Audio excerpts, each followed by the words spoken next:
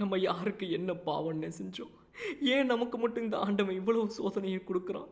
உனக்கு இன்னும் வேற என்னதான் வேணும்? என் உயிர் வேணுமா? எடுத்துக்கோ அப்படின்னு பாக்யலட்சுமி ஆன்ட்டியை விட அநியாயத்துக்கு பல பிரச்சனைகள் வந்து ரியல் லைஃப்ல சந்திக்கிறது வந்து நம்முடைய விஜய் தம்பி விக்ராந்தன் அன்புடன் அழைக்கப்படும் கேஎல் ராகுல்னு நினைக்கிறேன். பட் அதே நேரத்தில் பார்த்தீங்கன்னா இன்னைக்கு வந்துட்டு விஜய் தம்பி விக்ராந்த் வந்து நாட் அவுட் அப்படின்ற ஒரு விஷயத்துல வந்து அவுட் அப்படின்னு சொல்லி அம்பையர் கொடுத்து இன்னைக்கு அவர் வீட்டுக்கு அனுப்பிட்டாங்க. ஏன்டா ஏன் அப்படின்னு நமக்கு கேட்க தோணுது. ஸோ அதுக்கான காரணம் என்ன அப்படின்னா விஜய் தம்பி விக்ராந்த் வந்து ஒரு நல்ல இன்னிங்ஸ் ஆடிட்டு இருந்தாப்புல, பொறுமையாக ஆடிட்டு இருந்தாப்புல, ஒரு எந்த ஒரு பதட்டமும் இல்லாமல் டென்ஷன் இல்லாமல் ரிலாக்ஸ்டாக தலைமை வந்து விளையாட செஞ்சுக்கிட்டு இருந்தாப்புல. பட் இதில் எங்கே வந்து இன்னிங்ஸ் என்ன ஆச்சு அப்படின்னா இந்த மிஸ்டேக் ஆஃப் த மேட்ச் என்ன அப்படின்னா அவுட் அப்படின்னு அம்பையர் சொன்ன இடம் ஆக்சுவலாக நாட் அவுட் அப்படின்னு நம்ம சொல்கிறோம். அவுட்டு, ஆனால் அது அவுட்டு இல்லை, நாட் அவுட் அப்படிங்கிறது தான் இந்த வீடியோ. என்ன நடந்துச்சு அப்படின்றத முழுசாக பார்ப்போம். Voice single from Bala. Vijay தம்பி விக்ராந்துக்கு நடந்த இந்த ஒரு கொடுமையை பற்றி சொல்லிடுறேன் ஐயா, கேட்டுக்கோங்க ரொம்ப தெளிவாக.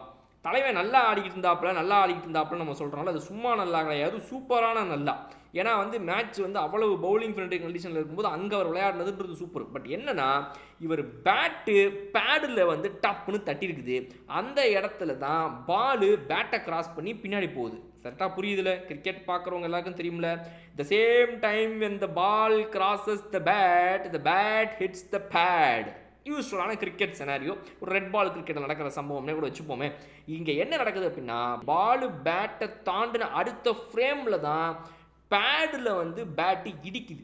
அப்போ தான் சவுண்டு வருது. அந்த சவுண்டு வந்து ஸ்னிக்கோமீட்டரில் இவங்க வந்து அப்பீல் போகிறாப்புல போய் பார்த்தா ஸ்னிக்கோமீட்டரில் வந்துட்டு அடித்த உடனே வந்துட்டு ஸ்பைக்கு காட்டிடுது. ஆனால் அந்த ஸ்பைக்கு வரும்போது பால் ஒரு ஃப்ரேம் தள்ளி பின்னாடி போயிடுது, பேட்டை தாண்டிடுது.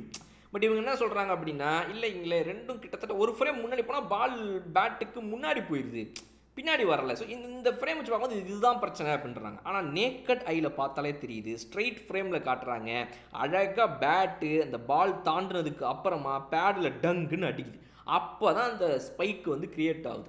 ஸோ பேட்டுக்கும் பாலுக்குன்றது நல்ல கேப் இருக்குது. அந்த கேப்பை எந்த ஆங்கிளில் நீங்கள் பார்த்தீங்கன்னா உங்களால் ரியலைஸ் பண்ண முடியும் பாலு பேட்டில் படலை அப்படிங்கிறத. ஆனாலும் தலைவனை வச்சு செஞ்சு விட்டாங்க. சம்பவத்தின் மிக முக்கியமான காரணமே அந்த பவுலர்ஸுங்களும் கீப்பரும் போட்டு அப்பீல் தான். சூப்பர் கமான் அப்படின்ட்டாங்க அவங்க. அப்புறம் அந்த அம்பையரை போட்டு குழப்பி ஏதோ ஒன்று பண்ணி பார்த்தாங்க. சரி தேர்ட் அம்பையருக்கு போய் தலைவன் போய் பார்த்தா இந்த மாதிரி ஒரு சம்பவம். அதனால நான் ஆரம்பத்தில் வீடியோவில் சொன்னேன், நான் யாருக்கு என்னடா பாவப்பட்டேன், நல்லா தானே விளையாடிக்கிட்டு இருந்தேன், என்ன என்னையை மட்டும் செய்கிறீங்கன்னு இன்னும் யோசிக்கிறாப்புல விஜய் தம்பி விக்ராந்த். உண்மையாகவே கிரிட்டி இன்னிங்ஸுங்க. அது மட்டும் ஒரு ஆடிந்தானா கண்டிப்பாக ½ செஞ்சுரி கன்ஃபார்ம். இன்னைக்கு மேட்ச் இன்னும் கொஞ்சம் லென்த்தாக போயிருந்துருக்கும், என்ன வேணால் நடந்திருக்கலாம். அவர் ஒரு செஞ்சுரியை கூட போட்டுருந்துருக்கலாம், தெரியாது நமக்கு இல்லைங்களா. ஸோ ஒரு நல்லா விளையாடிட்டு இருக்கிற செட் பேட்ஸ்மேன் அந்த மாதிரி வந்து அன்ஃபார்ச்சுனேட்டாக அவுட் ஆகுறதுங்கிறது இந்த கிரிக்கெட் கேமில் இருக்கக்கூடிய ஒரு பெரிய சாபக்கேடுங்க ஒரு பேட்ஸ்மேனுக்கு. அந்த சாபக்கேடில் மாற்றுறதுக்கு பல பேர் காத்துக்கு இருக்கும்போது ஏன் தலைவன் தலையை கொடுத்தான் அப்படின்றது தான் நமக்கு தெரியல.